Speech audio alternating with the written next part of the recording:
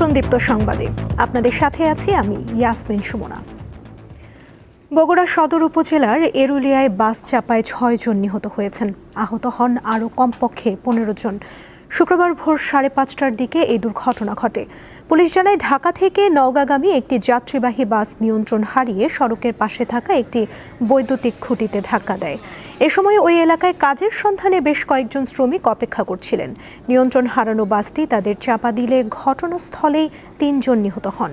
স্থানীয়দের সহায়তায় আহতদের উদ্ধার করে হাসপাতালে ভর্তি করা হলে সেখানে আরও ৩ জনের মৃত্যু হয়।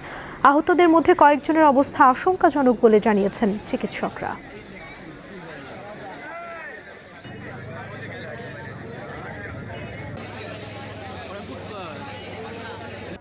কুড়িগ্রামে ধরলা, তিস্তা ও দুধকুমার নদের পানি সমতলে হ্রাস পাচ্ছে। তবে ব্রহ্মপুত্রের ৩টি পয়েন্টে সমতলে ধীর গতিতে পানি বৃদ্ধি পেলেও এখনও বিপদসীমার নিচে রয়েছে। জেলার পানি উন্নয়ন বিভাগ জানায়, শুক্রবার সকাল ৬টায় সেতু পয়েন্ট ধরলা নদীর পানি বৃদ্ধি পেয়ে বিপদসীমার ৮৫ সেন্টিমিটার, শিমুলবাড়ি পয়েন্টে হ্রাস পেয়ে বিপদসীমার ৬৭ সেন্টিমিটার, কাউনিয়া পয়েন্ট তিস্তার পানি ২১ সেন্টিমিটার, পাটেশ্বরী পয়েন্টে দুধকুমারের পানি ৩০ সেন্টিমিটার নিচ দিয়ে প্রবাহিত হচ্ছে।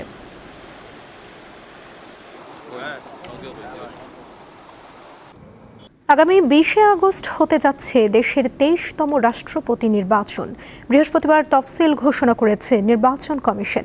রাজধানীর আগারগাঁওয়ে নির্বাচন কমিশন ভবনে ইসির সচিব আক্তার আহমেদ জানান, ১৩ই আগস্ট সকাল ১০টা থেকে বিকেল ৪টা পর্যন্ত মনোনয়নপত্র জমা দেওয়া যাবে। ১৬ই আগস্ট মনোনয়নপত্র বাছাই এবং প্রার্থিতা প্রত্যাহারের শেষ সময় ১৮ই আগস্ট। এরপর ২০শে আগস্ট দুপুর ২টা থেকে বিকেল ৫টা পর্যন্ত জাতীয় সংসদের অধিবেশন কক্ষে সংসদ সদস্যরা রাষ্ট্রপতি নির্বাচনে ভোট দেবেন।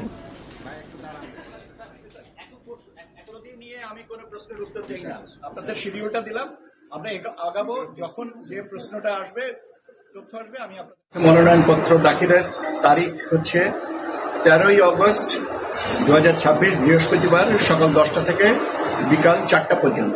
প্রার্থিতা প্রত্যাহারের শেষ তারিখ হচ্ছে 18ই আগস্ট মঙ্গলবার বিকাল 4টা পর্যন্ত সময়। আর ভোট গ্রহণের তারিখ ও সময় হচ্ছে 20 আগস্ট বৃহস্পতিবার অপরাহ্ন 2টা থেকে বিকাল 5টা পর্যন্ত।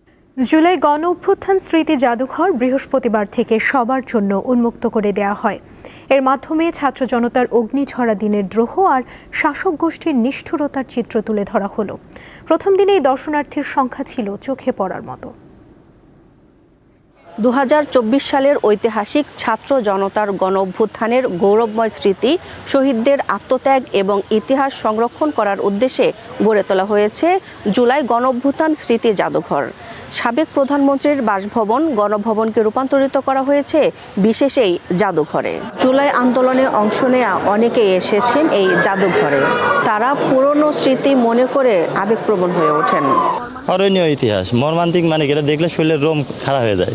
জাদুঘর হওয়াতে একটা জিনিস সবচেয়ে ভালো হয়েছে কি, যেন একটা ফ্যাসিস্ট আর না তৈরি হয়, এটা দৃষ্টান্ত নমুনা থাকবে জাদুঘর। জুলাই গণ অভ্যুত্থান স্মৃতি জাদুঘরে ফুটিয়ে তোলা হয়েছে ২৪শের জুলাই আন্দোলনের নানা ধরনের চিত্র। এই যে গ্রাফিতি দেখতে পাচ্ছেন, গ্রাফিতির মধ্যে রয়েছে সে সময়কার ছাত্র জনতা যেভাবে স্লোগান দিয়েছেন, সেই স্লোগানগুলো আমরা দেখতে পাচ্ছি। ছাত্র জনতার আন্দোলনে যখন তৎকালীন সরকার সরে যেতে বা পালিয়ে যেতে বাধ্য হয় এবং শেষ পর্যন্ত বিজয় হয়, সে সময়ে যে আমরা গ্রাফিতি দেখেছিলাম যে মেধার বিজয় হয়েছে, সেই গ্রাফিতিও আমরা এখানে দেখতে পেয়েছি। এবং এক পর্যায়ে যখন কথা ওঠে দেশের দায়িত্ব কে নেবে, দেশ পরিচালনা আসলে কে করবে, তখন ছাত্রদের মধ্য থেকে বলা হয়েছে বিকল্প কে হতে পারে? হ্যাঁ, বিকল্প হতে পারে তুমি, আমি, তোমরা। এই জাদুঘরে শুধু জুলাইয়ের স্মৃতি নয়, বরং তৎকালীন সরকারের আমলে গুম, হত্যা, খুন এবং আয়নাঘরের যে ঘটনা, সে চিত্রও তুলে ধরা হয়েছে। তো আমরা যেখানে ছিলাম ওইটাই দেখছি, এখন এখানে বিস্তরভাবে দেখতেছি। আর যখন আমি ওই যে ভিজুয়াল দেখছিলাম, যে ভিডিওটা হলে, মানে আমার পুরো শরীর শিউরে উঠছে। এই যে দেখেন আয়নাঘর, এই যে মানুষ বোরখা পরিহিত নারীদেরকে তারা যেভাবে টর্চার করছে, তাদেরকে ধরে নিছে, এগুলো তো মনে করেন ভোলার মতো জিনিস না। ২৪শের জুলাই গণ অভ্যুত্থানের ইতিহাস কারো মনে থাকুক বা না থাকুক, যে মা সন্তান হারিয়েছেন, যিনি স্পর্শ করেছেন সন্তানের নিথর মরদেহ, সেই মায়ের কাছে জুলাইয়ের স্মৃতি অমর হয়ে থাকবে। দিলশা দানি, দীপ্ত সংবাদ, ঢাকা। এবারে থাকছে উদ্দীপ্ত যা কিছু ভালো ও উদ্দীপনার।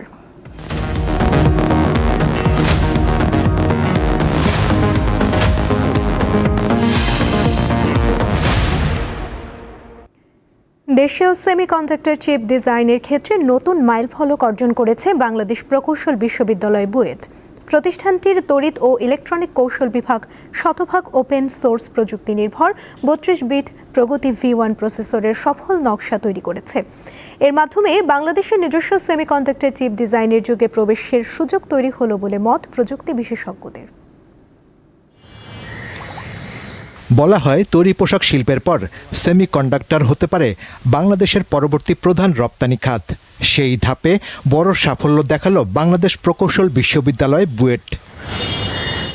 গত জুলাই মাসে বিশ্ববিদ্যালয়ের ইলেকট্রিক্যাল অ্যান্ড ইলেকট্রনিক ইঞ্জিনিয়ারিং বিভাগ শতভাগ open source 32 bit RISC-V processor প্রগতি V1 এর সফল টেপ আউট সম্পন্ন করেছে।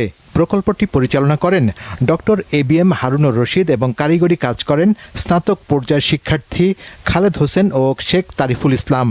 প্রথমত যে এরকম ডিজাইন করতে আমাদের দুটো জিনিসের প্রয়োজন হয়। প্রথম জিনিসটা হচ্ছে একটা সফটওয়্যার, দ্বিতীয় আরেকটা জিনিস হচ্ছে পিডিকে। সো ওই পিডিকেগুলো চাইলেও আপনি কখনো অ্যাক্সেস করতে পারবেন না। প্রগতি V1 একটি open source instruction set architecture, যা কোনো লাইসেন্স ফি ছাড়াই যে কেউ ব্যবহার করতে পারেন। মূলত smart air conditioner, smart refrigerator এবং বিভিন্ন স্মার্ট যন্ত্র ও ইন্টারনেট ভিত্তিক ডিভাইসে ব্যবহারের জন্য এটি তৈরি করা হয়েছে। কিছু ওপেন সোর্স টুল দিয়ে আমরা এই ডিজাইনটা করতে সক্ষম হয়েছি। এটা যেহেতু ডিটেল ডকুমেন্টেশন করেছি, আর যেহেতু সম্পূর্ণ জিনিসটা শুধু ওপেন সোর্স, আপনার শুধু লাগবে একটা ল্যাপটপ আর অনলি একটা একটুখানি ইন্টারনেট থাকলেই আপনি কি করতে পারবেন, এরকম সেমিকন্ডাক্টর ডিজাইনগুলো আপনি ঘরে বসেই বাংলাদেশের সবাইকে শেখাতে পারবেন। বিশেষজ্ঞদের মতে এ সাফল্য বাংলাদেশের সেমিকন্ডাক্টর গবেষণা, উদ্ভাবন ও উচ্চ প্রযুক্তির শিল্পের বিকাশে নতুন সম্ভাবনার দ্বার উন্মোচন করবে। একই সঙ্গে ভবিষ্যতে দেশীয় চিপ ডিজাইন ও উৎপাদনের সক্ষমতা বাড়াতেও গুরুত্বপূর্ণ ভূমিকা রাখবে। ডিজাইন ইন বাংলাদেশ কোনো চিপ, আমরা মাইক্রোপ্রসেসর চিপ এটাই প্রথম যেটা আমরা তৈরি করে এনেছি, এবং আমাদের উদ্দেশ্য হচ্ছে বাংলাদেশের কনজিউমার ইলেকট্রনিক মার্কেটের এই চিপটা ব্যবহার করে স্মার্ট ইলেকট্রনিক পণ্য তৈরি করা। ইলেকট্রনিক কোম্পানিগুলো তাদের ডিজাইন ইজিলি আপনার টেইলরিং করতে পারবে, এফিশিয়েন্ট করতে পারবে। আমাদের মার্কেটটা কিন্তু এখনও প্রায় $10 মিলিয়ন মতো রেভিনিউ। এটাকে আমরা যদি সঠিকভাবে করতে পারি, আমরা আগামী 5 বছরের মধ্যে অন্তত আমরা এটাকে $1 বিলিয়ন নিয়ে যেতে পারবো। এটাকে কমার্শিয়াল করার জন্য এখানে আসলে প্রাইভেট সেক্টর এবং একাডেমির সাথে যেরকম একটা সংযুক্তি দরকার, সেক্ষেত্রে সরকারেরও এক্ষেত্রে এগিয়ে আসতে হবে, এবং এইগুলি যাতে আমরা আমাদের এই যে স্কিলগুলো আছে এগুলো যাতে আমরা বিদেশে নিয়ে যেতে পারি, বিদেশের মার্কেটে নিয়ে যেতে পারি, সেই ব্যাপারেও আসলে সমন্বিত একটা উদ্যোগ গ্রহণ করতে হবে। মূল নকশা তৈরির পর জার্মানির একটি শীর্ষ মাইক্রো ইলেকট্রনিক গবেষণা প্রতিষ্ঠান তাদের উন্মুক্ত চিপ উৎপাদন কর্মসূচির আওতায় বিনামূল্যে এটি তৈরি করেছে। শাহরিয়ার ইমন, দীপ্ত সংবাদ, ঢাকা। পটুয়াখালীর লতাচাপড়ি ইউনিয়নের মিস্ত্রিপাড়া গ্রামের সীমা বৌদ্ধ বিহারের মহাথেরো উত্তম 2007 সালে বিহারে যোগদানের পরই তিনি উপলব্ধি করেন পাঠ্য বইয়ের রাখাইন মাতৃভাষা ও বৌদ্ধ ধর্মশিক্ষার অভাবে নতুন প্রজন্ম পিছিয়ে পড়ছে। সেই ভাবনা থেকেই তিনি নিজ উদ্যোগে শুরু করেন বিনামূল্যে মাতৃভাষা ও ধর্মীয় শিক্ষার কার্যক্রম। পটুয়াখালীর লতাচাপড়ি ইউনিয়নের মিস্ত্রিপাড়া গ্রামের সীমাবদ্ধ বিহারের ধর্মযাজক উত্তম মহাথেরো 2007 সালে তিনি ধর্মযাজক হিসাবে এই বৌদ্ধবিহারে যোগদান করেন। এরপরই তিনি উপলব্ধি করেন এই উপকূলীয় এলাকার যে সকল বিদ্যালয় রয়েছে, প্রাথমিক এবং মাধ্যমিক, এসব বিদ্যালয়ে রাখাইনদের ধর্মশিক্ষা এবং রাখাইন ভাষার কোনো বই নেই, যার কারণে এ সকল শিক্ষার্থীরা রাখাইন ধর্ম এবং ভাষা সম্পর্কে অনেকটা অনভিজ্ঞ।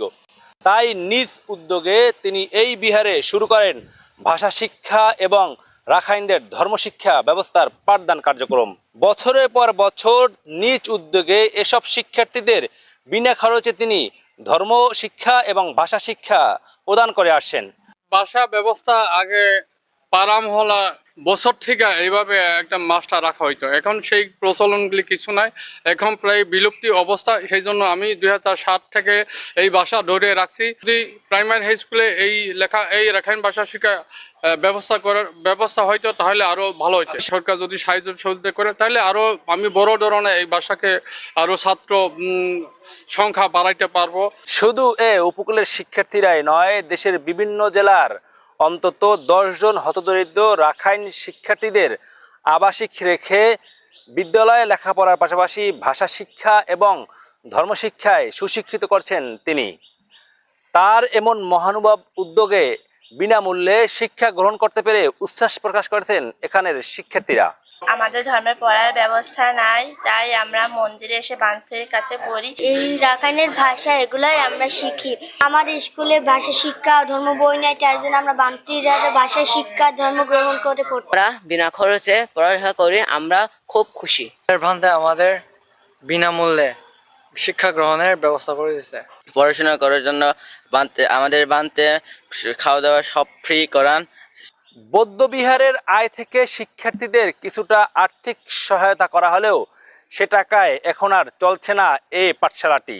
তাই সরকারি সহায়তার দাবি জানিয়েছেন মহাথেরো। সরকারি এবং বেসরকারি সহায়তায় বিস্তৃত হবে এই বৌদ্ধবিহারের রাখাইন ভাষা শিক্ষা এবং ধর্মশিক্ষার ব্যবস্থা, এমন প্রত্যাশা সকলের। পটুয়াখালী থেকে মোহাম্মদ ইমরান, দীপ্ত সংবাদ। আন্তর্জাতিক প্রসঙ্গ। হরমুজ প্রণালী পুনরায় খুলে দেওয়ার বিষয়ে ইরান ও ওমানের সঙ্গে যুক্তরাষ্ট্রের আলোচনা ভালোভাবে এগিয়ে চলছে বলে দাবি করেছেন মার্কিন প্রেসিডেন্ট ডোনাল্ড ট্রাম্প। শিগগিরই চুক্তি হতে পারে এবং ইরানের সঙ্গে সংঘাতেরও অবসান ঘটবে বলে আশাবাদ ব্যক্ত করেন তিনি। তবে চুক্তি না হলে বড় পরিসরে ফের হামলার হুমকি দিয়েছেন ট্রাম্প। তবে হরমুজ ইস্যুতে যুক্তরাষ্ট্রের সঙ্গে সরাসরি কোনো আলোচনা চলছে না বলে আবারও স্পষ্ট করেছে ইরান। দেশটির গণমাধ্যমের খবরে বলা হচ্ছে, হরমুজ প্রণালীর নতুন রুট নিয়ে হতে যাওয়া সম্ভাব্য চুক্তিতে যুক্ত রাখতে ওমানকে চাপ দিচ্ছে যুক্তরাষ্ট্র ও সৌদি আরব। সৌদি আরব সমর্থিত ইয়েমেন সরকার বিভিন্ন সামরিক ক্যাম্পে ইরান সমর্থিত সশস্ত্র বিদ্রোহী গোষ্ঠী হুথিদের হামলায় অন্তত 58 জন নিহত হয়েছেন। গত 4 বছরের মধ্যে বৃহস্পতিবার দেশটির গৃহযুদ্ধের অন্যতম প্রাণঘাতী হামলা দিন হিসেবে দেখা হচ্ছে। নিহতদের সবাই সরকারি সেনা। যুক্তরাষ্ট্র ইরান যুদ্ধের মধ্যে পশ্চিম এশিয়ায় চলমান উত্তেজনার মধ্যে ইয়েমেনে গৃহযুদ্ধ নতুন করে মাথাচাড়া দিয়ে উঠেছে। এর আগে গত মাস থেকে সৌদি আরবের বিরুদ্ধে হুথিদের তৎপরতা বাড়তে শুরু করে।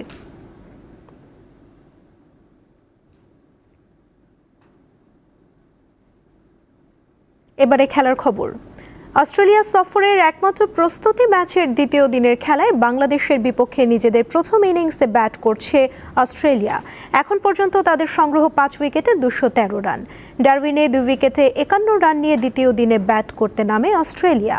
পেসার হাসান মাহমুদের বোলিংয়ে তোপে দ্রুত আরও 3 উইকেট হারায় অজিরা। কার্টিস প্যাটারসন 55, জ্যাক লেটন 48 ও জশ ফিলিপ করেন 24 রান। এর আগে টস জিতে আগে ব্যাট করে নিজেদের প্রথম ইনিংসে 263 রান করে বাংলাদেশ। 109 রানে অপরাজিত ছিলেন মেহেদী হাসান মিরাজ।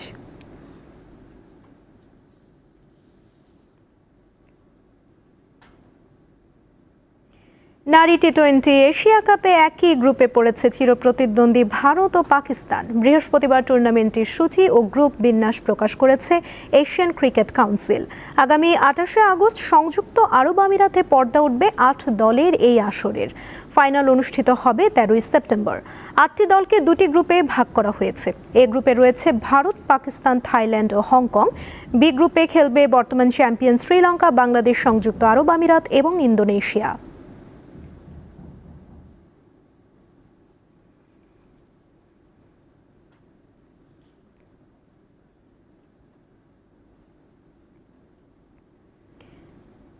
ইংলিশ প্রিমিয়ার লিগের ক্লাব আর্সেনালে যোগ দেওয়ার গুঞ্জন উড়িয়ে অবশেষে রিয়াল মাদ্রিদের সঙ্গে দীর্ঘমেয়াদী চুক্তি নবায়ন করলেন ব্রাজিলিয়ান তারকা স্ট্রাইকার ভিনিসিয়াস জুনিয়র।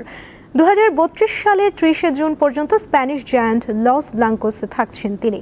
বৃহস্পতিবার এক আনুষ্ঠানিক বিবৃতির মাধ্যমে বিষয়টির সত্যতা নিশ্চিত করেছে রিয়াল কর্তৃপক্ষ। সম্প্রতি ভিনিসিয়াসকে কিনতে বেশ আগ্রহ দেখায় ইংলিশ ক্লাব আর্সেনাল। 2018 সালে ফ্লামেঙ্গো থেকে আসার পর রিয়ালের হয়ে 375 ম্যাচে 128টি গোল করেন তিনি। জিতেছেন 2টি চ্যাম্পিয়ন্স লিগ, 3টি লা লিগা ও 1টি কোপা দেল রে শিরোপা।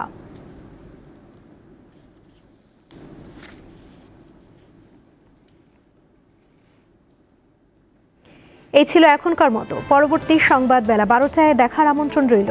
এছাড়া আরও তথ্য পেতে যুক্ত থাকুন দীপ্ত ডিজিটাল প্ল্যাটফর্মের সাথে। ধন্যবাদ সবাইকে।